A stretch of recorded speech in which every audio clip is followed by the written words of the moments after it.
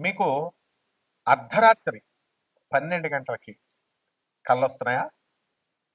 తెల్లవారుజామున 3 గంటలకి కళ్ళొస్తున్నాయా? తర్వాత మళ్ళీ 6కి తెల్లారిపోయిన తర్వాత కళ్ళొస్తున్నాయా? వీటికి ఒక్కొక్క టైంలో వచ్చేటటువంటి ఒక్కొక్క కళకి ఒక్కొక్క అర్థం ఉంటుంది. దానితో మీ జీవితం మీద ప్రభావం ఉంటుంది. అంతేకాదు మర్నాడే ఆ ప్రభావం కనబడుతుంది. అలాగే కళల్లో టైంలే కాకుండా మనకొచ్చేటటువంటి కళల్లో ఉన్నటువంటి వస్తువులు కానీ, జంతువులు కానీ, మనుషులు కానీ, దెయ్యాలు కానీ ఇలా మీకు వచ్చేదానికి అన్నిటికి కూడా ఒక్కొక్క దానికి ఒక్కొక్క అర్థం ఉంటుంది. ఆ అర్థం ప్రకారమే మనకి జరుగుతుంది జీవితంలో. ఇప్పుడు ఉదాహరణకి మనకి రేపు ఏదైనా కీడు జరగబోతుంది అనుకోండి. ముందు రోజు నుంచే మనకి 2, 3 రోజులు ముందు నుంచి మనసు కీడిస్తా ఉంటుంది. ఏదో ఏదో అవుతున్నట్టుగా, ఏదో గుండె పిండేసినట్టుగా ఉంటుంది. కాబట్టి ఇలాంటివన్నిటికి దేనికి కారణం అంటే మనకి ఈ శకునాలు అంటాం దాన్ని. ఇప్పుడు నాకొక శిష్యుడున్నాడు హరీష్ అని. మరి బండి మీద విపరీతంగా రోజుకి మనకి ఎంత లేదైనా పాపం ఓ 30-40 కిలోమీటర్లు మినిమం వెళ్ళేవాడు. తర్వాత అలా 15 సంవత్సరాలు వెళ్ళినటువంటి అతనికి ఒక రోజు ఒక కల వచ్చింది. అతను బండి మీద నుంచి పడిపోతున్నట్టు. అది ఎప్పుడొచ్చిందండి? తెల్లారుజామున 3 గంటలకు వచ్చింది. మరి కరెక్ట్‌గా మర్నాడు తెల్లారుజామున పడిపోయాడు పాపం. చేతులకు దెబ్బలు తగిలినాయి. చిన్న చిన్న దెబ్బలు అయినప్పటికీ కూడా ఇది నిజ జీవితంలో జరిగిందా? లేదా? జరిగింది. ఇకపోతే మనకి అత్యద్భుతంగా ఎదగాలి అనే తపనతో చాలా మంది ఉంటారు. కష్టపడతా ఉంటారు. కుంభరాశిలో ఏలినాటి శని జరుగుతున్నప్పుడు కూడా ఇప్పుడు ప్రెజెంట్ 2025లో ఒక వ్యక్తికి ఏనుగు కల్లోకి వచ్చింది. మరి మర్నాడే ఒక 50 లక్షల రూపాయల వర్క్ వచ్చింది అతనికి. ఆ వర్క్‌తో అతను అప్పులన్నీ తీర్చేసుకున్నాడు. ఈ విధంగా ఒక వ్యక్తికి లారీ కల్లోకి వచ్చింది. లారీ కల్లోకి వచ్చిన 4 రోజులకి ఒక నల్లని వ్యక్తి వచ్చాడు. వచ్చి ఈ యొక్క లారీ అమ్మకానికి ఉందండి అన్నాడు. కొన్నారు. అతను ఏమైందో తెలుసా ఆ లారీ వల్ల? అతనికి 2 ఇల్లులుంది. లారీ వ్యాపారం బానే ఉంటదని మనం పెట్టుకుంటాం కదా! లారీ వెళ్తుంది, వస్తుంది. రోజుకో ప్రాబ్లమ్ చెప్తున్నాడు లారీ క్లీనరు. రోజుకో ప్రాబ్లమ్ చెప్తున్నాడు డ్రైవరు. అటు బండి వదులుకోలేక, ఇటు వ్యాపారాన్ని ఆపుకోలేక ఏం చేశాడంటే అతను ఒక ఇల్లు నెమ్మదంగా అమ్మేసుకోవడం జరిగింది. కాబట్టి ఇవన్నీ కూడా అదృష్టం కానీ, లేకపోతే మనకొచ్చేటటువంటి దురదృష్టం కానీ, ఇవన్నీ కళల రూపంలో మనకి భగవంతుడు మనకి ప్రసాదిస్తాడు. తర్వాత చాలా మందికి పాములు కల్లోకొస్తుంటాయి. అంటే చాలా రకాల కల్లోకొస్తాయి. ఎక్కువగా వచ్చేటటువంటి వాటిలన్నిటిని కూడా ఒక కేటగరైజ్ చేసి చెప్తున్నాను. పాములు కల్లోకొస్తాయి. ఆ పాములు నేల మీద పాములు, నీటిలో పాములు ఇలా వస్తాయి కదా! ఇలా వచ్చినప్పుడు పాము మిమ్మల్ని పెద్దవాళ్ళు మన ఇంట్లో పెద్దవాళ్ళు చెప్తూ ఉంటారు. పాము కాటేయాలండి అని. కాటేస్తేనే మంచి కళ. లేకపోతే పాము అనేటటువంటిది గాలి, దెయ్యము అని చెప్తూ ఉంటారు. పామొస్తే ఏమవుతుందో తెలుసా మీకు? చక్కగా ధనం, ధనం రాబోతుంది. నాగదేవత పాము. అందువలన గాలి, దెయ్యం అని పెద్దలు పాపం మామూలుగా చెప్తూ ఉంటారు. అలా కాకుండా మనం ఈ జ్యోతిష పరంగా మనం కనుక తీసుకున్నట్లయితే మనకు కొన్ని అర్థాలు ప్రత్యేకంగా ఈ పాముల కల్లోకొచ్చినప్పుడు, మనకి చేపల కల్లోకొచ్చినప్పుడు, నీటి జంతువుల కల్లోకొచ్చినప్పుడు, కప్ప, నీరు ఉన్నటువంటివన్నీ కూడా మనకి పైకి తేలుతున్నట్టు కల్లోకొస్తున్నాయనుకోండి, మనం కష్టాల నుంచి బయటకొచ్చేస్తున్నట్లు లెక్క. అదృష్టం మనల్ని వరించబోతోంది అని అర్థం. ఎక్కువగా సామాన్యంగా అందరికీ ఎవరి కల్లోకొస్తారు తెలుసా? యూత్ చదువుకునేటటువంటి పిల్లలకి మరి వాళ్ళకి పుస్తకాలు, పెన్నులు కల్లోకి రావాలి. కానీ ఈ మధ్య కాలంలో వాట్సాప్‌లు, ఫోన్‌లు కల్లోకొస్తున్నాయి. ప్రేమల్లో పేగలోతుల్లో దిగిపోయినటువంటి వాళ్ళుంటారు. వాళ్ళకి వాళ్ళ ప్రియురాళ్ళు కల్లోకొస్తారు. ఇది సహజమే. కానీ ఈ ప్రియురాళ్ళు కల్లోకొస్తే త్వరలోనే మనకి మన జీవితం భస్మమైపోతుందని అర్థం అనమాట. త్వరలోనే మనకి కెరీర్ పరంగా మనం దెబ్బతింటాం. ఆ తర్వాత మన భవిష్యత్తు దెబ్బతినేటటువంటి ఛాన్స్ ఉంది అని. ఎందువల్లనండి బాబు ఇదేంటండి మాకు ఆళ్ళే కల్లోకొస్తున్నారంటే, ఇప్పుడు డైరెక్ట్‌లీ ప్రపోర్షనల్ అని, ఇన్వర్స్‌లీ ప్రపోర్షనల్ అని మనం చెప్పుకుంటాం. అందువలన ఈ ఇన్వర్స్‌లీ ప్రపోర్షనాలిటీలోకొచ్చేటటువంటి ఇదే ఈ యొక్క ప్రియురాళ్ళు ఇదంతా కూడా. మీరు నిజం చెప్పండి గుండెల మీద చెయ్యేసుకుని. ఎవ్వరన్నా పెళ్లి అయిన తర్వాత కానీ లేదా పెళ్లికి ముందు ప్రేమ వ్యవహారాలు ఇప్పుడు పెళ్లి చేసుకునేవాళ్ళు కొంతమందికే సక్సెస్ అవుతాయి అనుకోండి. వీళ్ళు ఎవ్వరైనా బాగుపడిన వాళ్ళు ఉన్నారా? పెళ్లి అయిన వాళ్ళు కూడా ఇప్పుడు కాపురాలు చేస్తున్నటువంటి వాళ్ళు కూడా ఏదో సమస్య చెప్తానే ఉంటారు. ఏదో అప్పుల బాధ అంటాడు, లేకపోతే భర్త ఇంకా సంపాదించట్లేదనో, లేకపోతే భర్త తాగుతున్నాడనో రకరకాల సమస్యలొస్తాయి. వీళ్ళందరికీ విచిత్రం ఏమిటని తెలుసా మీకు? అందరూ అసహ్యించుకునేటటువంటి చాలామంది ఇప్పుడు జనరేషన్ మారిందనుకోండి. కొంతమంది అసహ్యించుకునే మందు బాటిల్ కల్లోకొస్తే మనకి త్వరలో డబ్బు రాబోతుందని అర్థం. యూనివర్సల్ ప్రపోర్షనాలిటీ సూత్రం అది. సో, ఈ విధంగా మనకి బంధువులు కల్లోకొస్తున్నారు కళకళలాడుతూ. పెళ్ళవుతున్నట్టు కల్లోకొస్తారు. పెళ్ళవుతున్నట్టు వస్తే చనిపోయినట్టు రావాలి, పెళ్ళొస్తున్నట్టు వస్తే మంచిది కాదు అని అంటారు. పెళ్లి కూతురు, కొత్త పెళ్లి కూతురు కల్లోకి రావాలి. నీకు నువ్వే కల్లోకొచ్చావనుకోండి, అబ్బా! అద్భుతం అనమాట.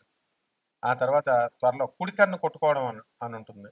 మనకి తెల్లవారుజామున కూడా మనకి కళ్ళు కుడి కన్ను కొట్టుకోవడం, ఇవన్నీ కూడా మనకు కొంతమందికి అనుభవంలోకొస్తాయి. ఇలా చాలా రకాలు. మర్రి చెట్టు, రావి చెట్టు, తర్వాత ఈ ఉమ్మెత్తు చెట్టు, ఇవి కల్లోకి రావాలి. ఇవి కల్లోకొచ్చినప్పుడు మనకి ధనం రాబోతోంది అని అర్థం. అలాగే ఆమదం చెట్టు, ఆమదం నూనె రాసుకుంటున్నట్టు కనుక కల్లోకొస్తే త్వరలో మనకి జగడం, యుద్ధం జరగబోతోంది, శత్రునాశనం జరగబోతోంది అని అర్థం. గొడుగు కల్లోకొచ్చిందనుకోండి, మనము మన వంశీకులో మన దూరపు చుట్టాలు ఎవరో ఒకళ్ళు మన దగ్గర బంధువులు పైకెళ్ళిపోతున్నారని అర్థం.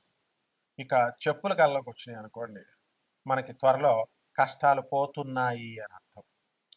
మనము బండరాయిని మనం కొడుతున్నట్టుగా కల్లోకొచ్చిందనుకోండి, త్వరలో డబ్బు రాబోతోంది అని అర్థం. క్లాస్ రూమ్ కల్లోకి వచ్చింది అనుకోండి, స్టూడెంట్స్కి వస్తుంది ఎక్కువ జ్వరం వస్తుంది అనమాట. మర్నాడు ఇటువంటి స్టూడెంట్స్కి ఏమవుతుంది, క్లాస్ రూము, క్లాస్ టీచరు ఇలాంటి వాళ్ళు వస్తే జ్వరం వచ్చేస్తుంది మర్నాడు.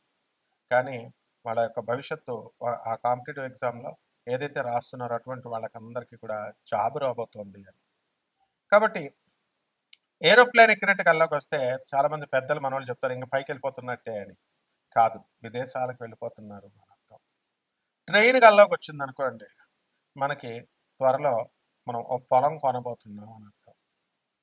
ఏమిటయ్యా ఇవన్నీను అంటే పూర్వీకులు సాంప్రదాయాలు ఉంటాయి, ఆచార వ్యవహారాలు అని కొన్ని ఉంటాయి అన్నమాట. పెద్దవాళ్ళు ఏది చెప్తే మీ ఇంట్లో మీ అమ్మమ్మ, మీ తాతయ్య, మీ నాయనమ్మ, మీ తాతయ్య ఏది చెప్తే అది శాసనం. దీన్ని మించినటువంటి ఆచారము, వ్యవహారము ఏమి ఉండదనమాట. కాబట్టి చాలామంది ఇటువంటి కళలు మనకు వచ్చినప్పుడు అందరూ కూడా ఏమండి గురుగారు రెమెడీస్ ఏంటండి, రెమెడీస్ ఏంటండి అని అడుగుతూ ఉంటారు. రెమెడీస్ అనేటటువంటివి ఏమి ఉండవండి. రెమెడీస్ చేసుకుంటే మీకు అలా అలవాటు చేస్తారనమాట. రెమెడీస్ చేసుకోవడం వల్ల వస్తుందని. ఉప్పు, మిరియాలు తీసి అప్పుడు కళ్ళలో వేసిన తర్వాత పేడ కళ్ళలో వచ్చిన తర్వాత లేచి తలంటు స్నానం చేసి ఆ ఉప్పుని, మిరియాలని భగవంతుడి దగ్గర పెట్టి దీపారాధన చేయడం ఒకటే రెమెడీ. ఇక మనము దాన ధర్మాలు చేసుకోవాలి బాగా. అనాథ పిల్లలకి దాన ధర్మాలు చేసుకోవాలి. తర్వాత ఈ యొక్క సాధువులకి దానం ధర్మాలు చేసుకోవాలి. వికలాంగులకి దాన ధర్మాలు చేసుకోవాలి. పేదవారికి దానం ధర్మాలు చేసుకోవాలి. మనిషి ఈ ఇవి తప్ప మిగతా అన్ని కార్యక్రమాలు చేస్తున్నాడు. షాపింగ్కి వెళ్తున్నాడు, కొంటున్నాడు, ఇవన్నీ కూడా కాదు. అందువలన మనం చేయాల్సింది ఏంటంటే చక్కగా ఇవి రెమెడీస్. ఇవి చక్కగా మీకు 12 ద్వాదశ రాశుల పైన ఈ యొక్క కళల ప్రభావం ప్రకారం మనం ఈ జాతకం ఈ యొక్క సంవత్సరంలో ఎలా ఉంటుందో మనం తెలుసుకుందాం. సింహరాశి. ఈ సింహరాశి వారికి అందరికి కూడా సింహాలు కల్లోకి వస్తాయని అనుకుంటే తప్పు. సింహాలు కల్లోకి వస్తే కనుక మీరు చాలా పవర్ఫుల్ అయిపోతారు అండ్ మీకు ప్రమోషన్స్ అన్నీ కూడా వచ్చేస్తాయి అన్నమాట. తర్వాత ఆడవాళ్ళు జీన్స్ ప్యాంటు, జీన్స్ షర్ట్స్ మంచిగా వేసుకుంటున్నట్టు వస్తే అమెరికా వెళ్ళిపోతారు మీరు. అలాగే ఆడవాళ్ళు కనుక చీరలు కట్టుకున్నట్టు కల్లోకి వచ్చింది అనుకోండి చాలామందికి, మరి అది కూడా లక్ష్మి, డబ్బు వస్తుంది అని అర్థం. అలాగే ఎవరైనా హిజ్రాల కల్లోకి వచ్చారనుకోండి మీకు, ఆ తర్వాత మీకు అనుకున్నటువంటి పనులు కొంచెం దగ్గరలోకి వస్తున్నాయని అర్థం. చేపలు, తర్వాత తాబేళ్ళు, ఫ్రాగ్స్ ఇలాంటివి కల్లోకి వస్తున్నాయి అనుకోండి, మీరు సక్సెస్ఫుల్గా మీరు ముందుకు జీవితానికి వెళ్తారు. ఇకపోతే ఈ యొక్క సింహరాశిని మనం ఇప్పుడున్నటువంటి సంవత్సరం అంతా కూడా రాశి ఫలాల్ని, జాతకాలని, లగ్నాల్ని, నక్షత్రాలని అన్నిటిని నాసా రిపోర్ట్స్ ఇచ్చేటటువంటి ఈ యొక్క అన్ని డిఫరెంట్ పారామీటర్స్ అన్ని తీసుకొని ఏన్షియంట్ ఆస్ట్రాలజీతో బ్లెండ్ చేసి చెప్పేది ఏంటంటే చక్కగా ఈ సింహరాశి వాళ్ళకి మీ పిల్లలకి సీట్లు వస్తాయి, మీ పిల్లలకి అనారోగ్యాలు తగ్గిపోయి ఆరోగ్యాలు అవుతాయి.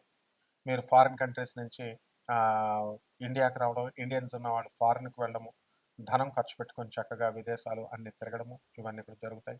మీకందరికీ కూడా భగవదారాధన, గురువు అనుగ్రహము వచ్చేయడం జరుగుతుంది. అండ్ అన్నీ కూడా మెట్రోపాలిటన్ సిటీస్ అన్నీ కూడా తిరగడం జరుగుతుంది. తర్వాత శత్రువులు మీకు దూరమైపోతారు. ఆరోగ్యం చాలా బావుంటుంది.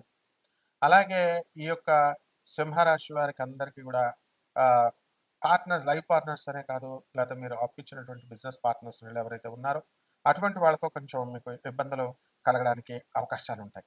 కాబట్టి మీరు కొంచెం వాళ్ళని అందరినీ కూడా స్మూత్‌గా డీల్ చేసుకున్నట్లయితే ఈ గొడవలన్నీ ఉండవు. ఇల్లు కట్టడాలు ఇలాంటివన్నీ కూడా చాలా చక్కగా, మంచిగా జరుగుతాయి. కాబట్టి ఇటువంటివన్నీ కూడా మనకి ఇంకా అనేకమైనటువంటివన్నీ కూడా చూడాలి. ఇదంతా కూడా రేఖామాత్రంగా లాభాలు విపరీతంగా వస్తాయి. అండ్ అక్టోబర్ 18 లోపల విజయాలు మీరు సాధించడం అనేటటువంటివి జరుగుతాయి. ఇలాంటివి చాలా పర్సనల్‌గా మేము 2025లో అక్టోబర్ 18 నుంచి మళ్ళీ డిసెంబర్ 5 వరకు కొంచెం లీగల్ ప్రాబ్లమ్స్ రావడానికి అవకాశాలుంటాయి. ఇలాంటివన్నీ మనం చూడడం జరుగుతుంది. ఇది ఎంటర్‌టైన్‌మెంట్‌గా తీసుకోండి. ఎన్నో సీరియల్స్ చూస్తారు కదా! అలా ఎంటర్‌టైన్‌మెంట్ ప్రోగ్రామ్‌గా తీసుకోండి. రియల్లీ సీరియస్‌గా ఉన్నటువంటి ప్రాబ్లమ్స్ ఉన్నటువంటి వాళ్ళంతా కూడా మీరు వాట్సాప్‌లో నాకు వాట్సాప్ పెట్టండి. ఫోన్‌లు చేస్తే వేస్ట్ కదా! ఎంతమందికి ఎత్తలేం. కాబట్టి నెక్స్ట్ మళ్ళీ ఇంకోటేంటంటే ఎవరైతే సీరియస్ ప్రాబ్లమ్స్ ఉన్నవాళ్ళు మాత్రం పెడితే డెఫినిట్‌గా నాన్ కమర్షియల్ యాస్పెక్ట్‌తో మేము వ్యాపార దృక్పథంతో కాదు. అందువలన మీరు చక్కగా మాకు కాల్ చేయొచ్చు. అదే వాట్సాప్‌లో పెట్టొచ్చు. దాన్ని బట్టి మేము మీకు ఫాలో అప్ చేయడం ఉంటుంది. ఇంట్రెస్ట్ పర్మనెంట్‌గా ఉండాల. అండ్ ఇక్కడ మామూలుగా వీళ్ళేం చెప్పారో, వాళ్ళేం చెప్పారని సీరియస్‌గా తీసుకోకుండా, ఇక్కడ మేము డబ్బులు పోగొట్టుకున్నామండి, లక్షలు పోగొట్టుకున్నామండి, ఫేక్ ఆస్ట్రాలజర్ దగ్గరికెళ్ళామండి అంటే మీ కర్మ అలాగుంది. అప్పుడు ఆ టైంలో మీకు పంది కల్లోకొచ్చుంటది. పంది కల్లోకొచ్చినప్పుడు అలాంటి వాళ్ళు తగులుతారనమాట. సో, అట్లాంటి అనుభవాలన్నీ కూడా అయిపోయినాయి. ఇంక దాని సంగతి వదిలేసేయండి. మరి ఇప్పుడు జరగబోయేటటువంటి దాని కోసం మీరు ఎట్టి పరిస్థితుల్లో సీరియస్‌గా అవసరం ఉన్న వాళ్ళు నాకు చేయండి. అనవసరమైనటువంటి వాళ్ళు, సలహాలు ఇవ్వదలుచుకున్న వాళ్ళు, అదర్ కామెంట్స్ ఆఫ్ అయిపోయినాయండి, లేకపోతే టైటిల్ రెలవెంట్‌గా లేదండి, టైటిల్ మీద ఒకటండి, లేకపోతే ఇంకోటి అయి మాకు సంబంధం ఉండదు. ఆ ఛానల్ ఓనర్స్ పెట్టుకుంటారు కమర్షియల్‌గా వ్యూస్ ఎళ్ళాలని. ఆ ఛానల్‌కి ఉన్నటువంటి బ్రాండ్ ఇమేజ్‌ని బట్టి మీరు చూసుకోవాలా, మానుకోవాలా అనేటటువంటిది మీరు డిసైడ్ చేసుకోవాలా. ఓకే. ఎందుకంటే మొత్తం మీడియా అంతా కూడా అట్లాగే ఉంది. కాబట్టి దీనికోసం మీరు మిగతా ఆస్ట్రాలజర్స్‌ని అడగండి. డెఫినిట్‌గా కమర్షియల్‌గా వాళ్ళు వెళ్తారు కాబట్టి, అలాగే డబ్బులు తీసుకుంటారు కాబట్టి మీరు if you have every right to ask. Question చేసే హక్కు మీకుంటుంది. కానీ మా దగ్గరికొచ్చేసరికి ఇది సమాజ సంస్కరణలో ఒక భాగము. పేదవాళ్ళకి చక్కగా మనము వాళ్ళకి హెల్ప్ చేయాలనేటటువంటి మోటోతో పెట్టబడింది. మీరనుకున్నట్టు మీరు చాలామంది పెడుతూ ఉంటారు. మనం అగ్రెసివ్‌గా నేను చెప్పినప్పుడు ఇతను పంతులు కాబట్టి పంతులు జాబ్ పోద్దనేసి దేవుళ్ళని సపోర్ట్ చేస్తున్నాడు, ధర్మాన్ని సపోర్ట్ చేస్తున్నాడు. అదేం కాదమ్మా. మీరనుకున్నంత స్మూత్ కాదు నేను. కేవలము సమాజ సంస్కరణ కోసం చూస్తున్నాను. మన విశ్వరూపం చూడాలంటే మీరు ముల్లపూడి ఆస్ట్రాలజీ అని కొట్టండి. ముల్లపూడి సత్యనారాయణమూర్తి అని కొట్టండి. డెఫినిట్‌గా ముల్లపూడి సత్యనారాయణమూర్తి అని యూట్యూబ్‌లో చూడండి. అర్థమైపోద్ది మీకు. Honourable judges, police officers, ministers అందరూ కూడా అందరూ కూడా చూస్తూ ఉంటారు. అందరూ మరి సమాజ సంస్కరణలో భాగమని వాళ్ళకి తెలుసు కాబట్టి, మనకి ఇదంతా కూడా మనకి ఆహ్, అందరం కలిసి చేయాల్సినటువంటి కార్యక్రమం. కాబట్టి దాన ధర్మాలు చేయండి బాగా. అనాథ పిల్లలకి చేయండి, పేదవాళ్ళకి చేయండి, తర్వాత వికలాంగులకి చేయండి. ఈ అందులో ఎవరు వాళ్ళు సత్పురుషులకు చేయండి, సాధువులకు చేయండి. ఇందులో మీరు చేశారనుకోండి 9% మీకొచ్చినా 1% చెప్పినందుకు నాకొస్తుంది. కాబట్టి అదే ఫేక్ ఆస్ట్రాలజర్స్‌కి లక్షల లక్షల రూపాయలు ఇచ్చుకుంటే ఇచ్చినందుకు మీరు కూడా నరకానికి పోతారు. ఎందుకంటే అశాస్త్రీయమైన, అవైదికమైన గురువులను పట్టుకోవడం, వాళ్ళు చెప్పిన పద్ధతుల్లో మీరు వెళ్ళడం, అయోగ్యుల్ని యోగ్యులుగా చూసుకోవడం, డైరెక్ట్ నరకానికి, రౌరవాది నరకానికి మీరు వెళ్ళిపోవడం, వాళ్ళు వెళ్ళిపోవడం జరుగుతుంది. కాబట్టి ఇవన్నీ కూడా ఎవరైతే మాత్రము సీరియస్‌గా ప్రాబ్లమ్స్ ఉన్నవాళ్ళు పెట్టండి. ఎవరైతే మందు తాగుతూ రాత్రి 10 దాటిన తర్వాత గనక ఈ టైటిల్స్ ఇలా ఉన్నాయండి, అలా ఉన్నాయి, ఇవేమీ అసలు యూ హావ్ నో ఆప్షన్ అడగడానికి ఇది లేదు. ఎందుకంటే మేము నాన్ కమర్షియల్ ఆస్పెక్ట్‌తో చెప్పేదానికి మీకు అడిగేటటువంటి విధానం లేదనమాట. అందువల్ల నేను ఒక ప్రొఫెసర్‌ని. కాబట్టి నాకు తెలుసు మా స్టూడెంట్స్‌ని ఎలా మౌల్డ్ చేయాలి, ఎలా చేయాలి, మంచి ఎలా చేయాలి. ఎందుకంటే రండి, మీకేమన్నా సమాజాన్ని మార్చాలనుకుంటే రండి, నాతో పాటు రండి. వచ్చి యూట్యూబ్ ఛానల్స్ వందలు వందలున్నాయి. తిట్టండి. కపట బ్రాహ్మణ, కపట జ్యోతిష్కులు, కపట మంత్రగాళ్ళు వరుసలో ఉన్నారు. బూతులు తిట్టండి వచ్చి. నేను కూడా మీకు సపోర్ట్ ఇస్తా వాళ్ళని. నిలదీసి, తాట తీసి అడగండి. అంతేగాని స్టేజ్ పైకొచ్చి మామూలుగా పెడితే ఎట్లా? ఎవరైతే డబ్బులు తీసుకుంటున్నారో నిలదీసేయండి అంతే. తోలు తీసేయండి. సమాజం మంచి నిర్మాణం జరుగుతుంది. మీ భవిష్యత్తు బ్రహ్మాండంగా అవుతుంది. ఈ సింహరాశి వాళ్ళు చేయాల్సిందేంటంటే, అష్టమ శని ఉన్నాడు, సప్తమ రాహు ఉన్నాడు కాబట్టి, రాహు జపం చేయండి, రాహు స్తోత్రాలు చదవండి, రాహు కిలోంపావు మినుములను ఆవుపేట రంగు ఉన్నటువంటి వస్త్రాలిచ్చి పేద బ్రాహ్మణులకు శనివారం నాడు ఉదయం 8 గంటలకు దానం చేయండి. అలాగే శని జపం చేయండి, శని స్తోత్రాలు చదవండి, శనికి కిలోంపావు నల్ల నువ్వుల్ని, నల్లని వస్త్రాలు పేద బ్రాహ్మణులకు శనివారం నాడు 8 గంటలకు దానం చేసుకోండి. అలాగే చక్కగా మీరు రావి చెట్టుని పెట్టుకోండి. నీళ్లు పోయండి. రావి చెట్టు చుట్టూ 108 టైమ్స్ 108 సార్లు ప్రతి శనివారం చేయండి. ప్రతీదీ సీరియస్‌గా తీసుకోండి. మీకు జగద్గురువుని చూపిస్తాను. సుభాష్ చంద్రబోస్ మేనల్లుడైనటువంటి ప్రభాత్ రంజన్ సర్కార్ ఆనంద్ మార్గ గురువుగారు ఆనందమూర్తి. శుభమస్తు.